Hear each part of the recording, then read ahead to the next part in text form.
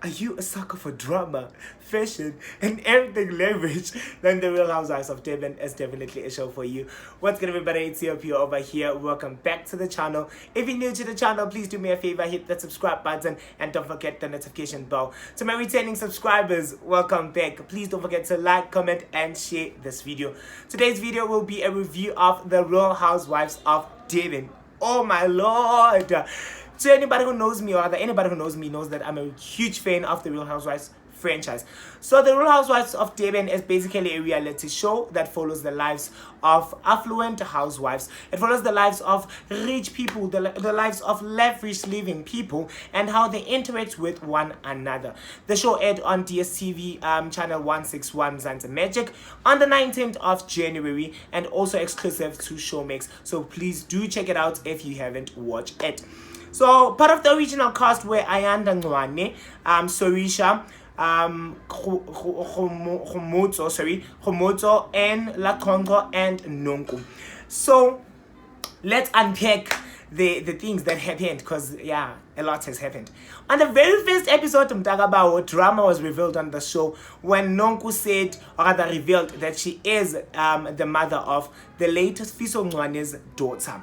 So Ayanda actually did not know Uguti Nonku as the Nonku of the the mother, who's the mother rather of the late Fiso Ngwane's daughter. So obviously when they met, Nonku was like, this lady has to know me. And Ayanda was like, who are you? Why should I know you? And then it was revealed, and it started building up the storyline throughout the show of how will Ayanda handle the fact that now there is the daughter of Fiso Ngwane coming into the picture, and now she even knows the mother.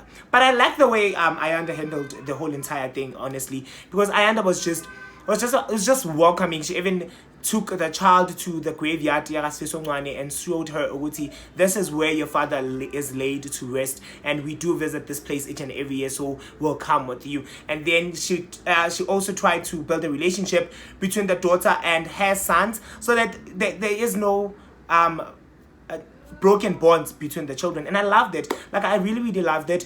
But I was there for the drama. I was there for the drama throughout the season, because obviously Nonku, I think Nonku came in with the idea that Ayanda does not like her, and then she was disappointed, but also she was like, I'm gonna tell my mom how it happened. And she was like, Ayanda was there, and then I told her, and she acted this way and that way, which was not entirely Ayanda's fault. Ayanda did not know, and it was just a big thing to be revealed at a table full of people who you're just knowing at that particular time. It was just a lot. But a lot also transpired on the show. When we look at friendships, I love the friendship that started between Khomotso and Anne. I think they're still friends even now, I'm not sure. But Nonku is here for the drama. Nonku introduced us to this lady called Mabusi.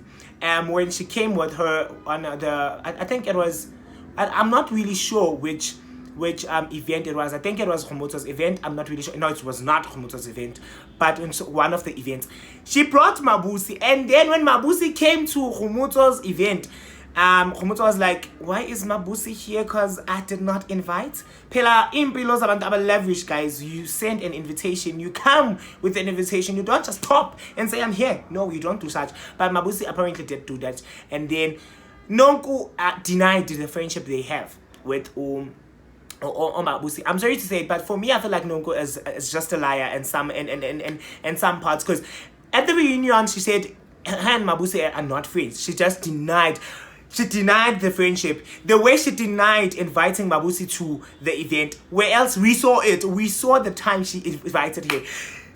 Drama, ladies, and drama.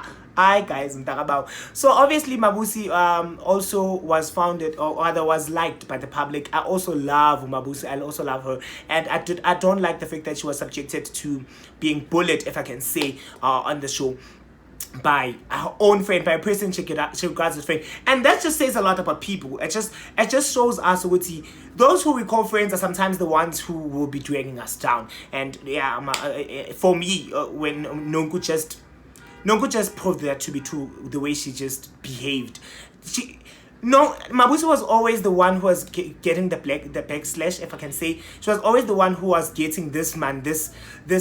She was like the black sheep of the French sheep, you understand? And taking notes that she was not part of the original cast. It was just a lot, you understand? So that's one of the things that I loved. I not really loved, but rubbed me the wrong way in the show.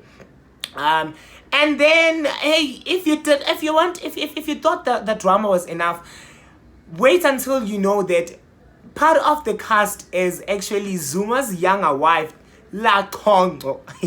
So when La Congo was first introduced to the show, I remember, if I'm not mistaken, Nonko asked Wuti, are you married or are you engaged or what? And then she was like, Google me. When she said Google me, everyone started taking out their phones and trying to Google. To be honest, I also didn't know that La Congo is the youngest wife of Zuma. I was not following that thing, so I did not know. So when she came on the show, I did not know anything about her. And then when she said Google me, I also took my phone and Googled and say La Congo, and it was like Zuma. And then we remembered everything that happened.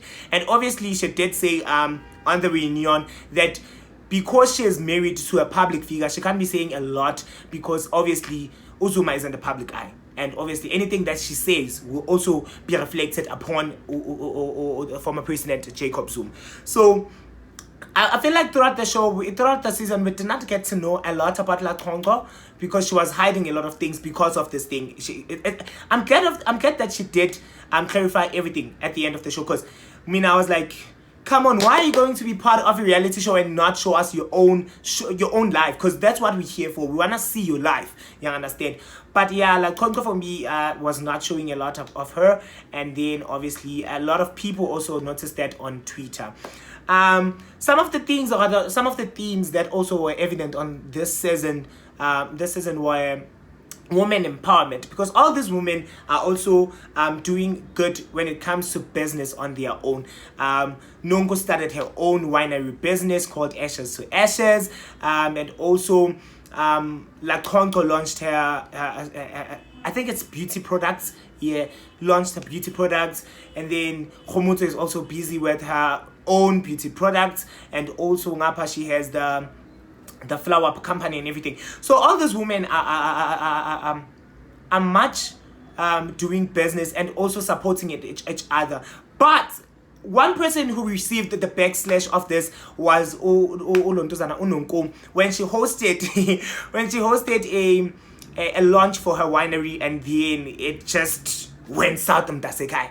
And literally went south. And I feel like she's part to be blamed for it going south, because she never listened to Khomoto. Khomoto told her and said, look, you need to find a Somalia.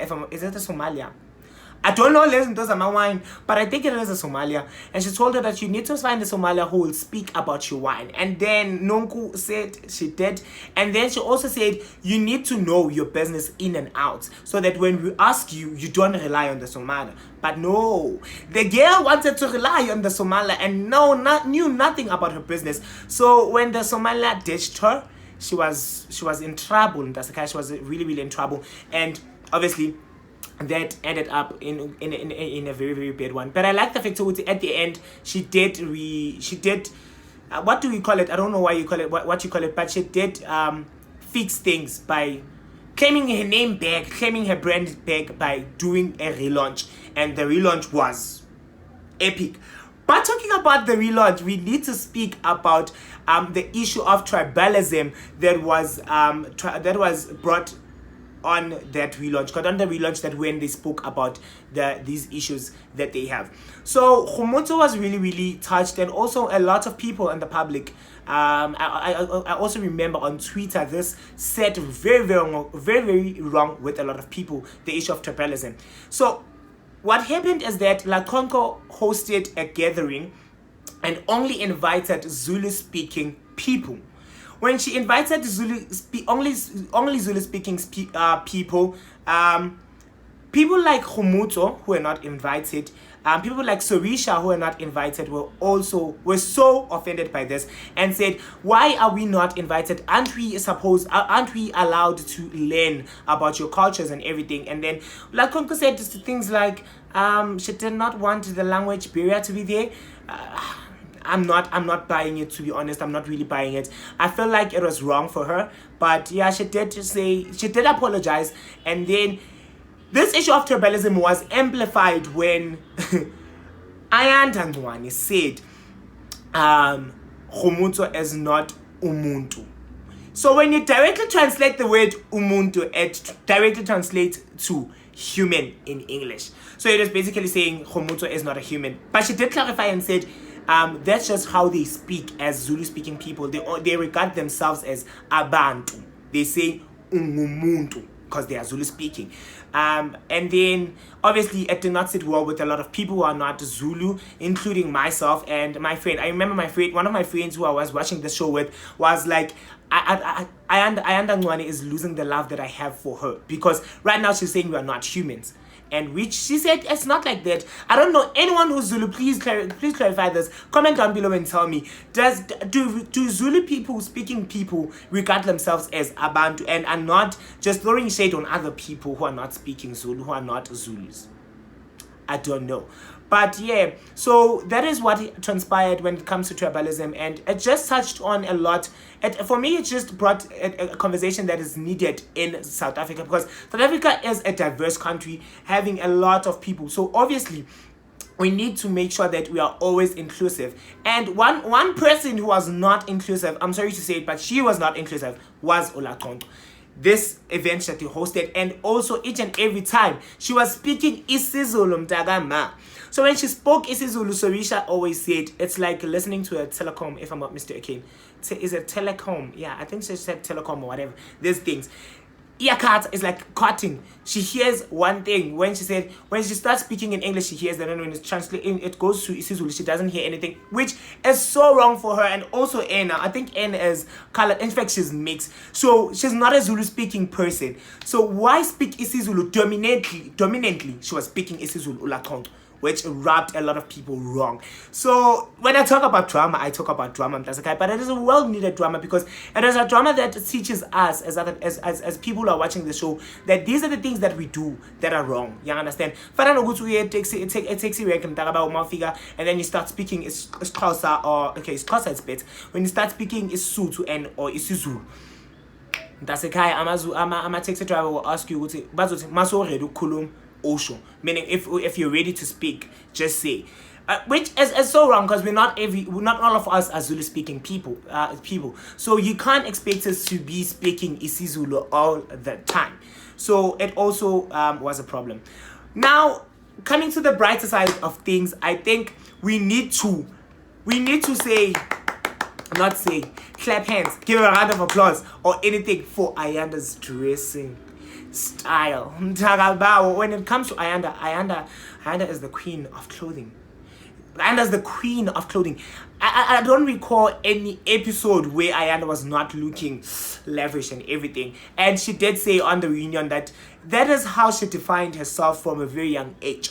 She is Ayanda Ncwane, and you need to respect Ayanda Ncwane. And I loved that. I love her clothing. I think she was being dressed by her brother, Pupo. And yeah, Pupo, if Pupo, that's the guy, you are doing the most. I think some people had a problem with this, that she's not really being authentic and showing her life, because she's even for a high tea. Okay, it was not a high tea, it was just a meetup, and she was wearing dressed like she was going to a high tea with a big hurt and everything, and then people found offense to that. And I was like, as in, if this is how she defines herself, it's fine. Let's just accept it and enjoy it. You understand? So that is part of the things that I think were very evident on the story, and I loved it. Lastly, the thing that I want to discuss about is the impact of culture in our and people. People did not really see how this issue of Nonko's child really affected Ayanda on an emotional state, because by culture at the union, by culture, Ayanda is now kind of obligated to pay damages that Sfiso Ncwane did not do. And it was also revealed that Sfiso apparently has either 3 or 2 children outside the marriage, which means if Ayanda does pay the damages for Nonko's child, that means every other child should be paid for. And that is I understand money. It's not Fiso's money. So culture does have an impact on people, and we see a little of that. And I think that's another conversation that was sparked by this season of the Real Housewives of Durban, and I loved it. And lastly, I'm saying lastly for the second time. Lastly, I want to just say I love Sorisha. I feel like throughout I did not speak about her, but Sorisha is like, oh, the sweetness, the sweet darling of the show. Sorisha is so considerate. Sorisha is just everything you want in a person, you understand? Everything you want in someone you associate yourself with. So I love how she carried herself, and I feel like a lot of people can learn a lot when it comes to Sorisha. Sorisha was never involved in any drama throughout. Even for this tribalism thingy, she did voice out, and then when she was not being hit, she just I backed off and was like, as in, I'm not gonna entertain this, I'm not gonna cross the drama and everything. And then yeah, she did not. So I loved it. But it is a lot, so do go check it out on DSTV now, and also on Showmax if you want to know this, if you want to see what I'm talking about, because it is a lot, and it is a lot nice, you understand? So please do check it out, and also do tell me how you feel about it. If you watch it, comment down below how much do you love it. I'm looking forward to season 2. Khomotso is not going to be part of it, as we've said, according to rumors, because of this tribalism thing. So it is a very, very important issue that we need to discuss about.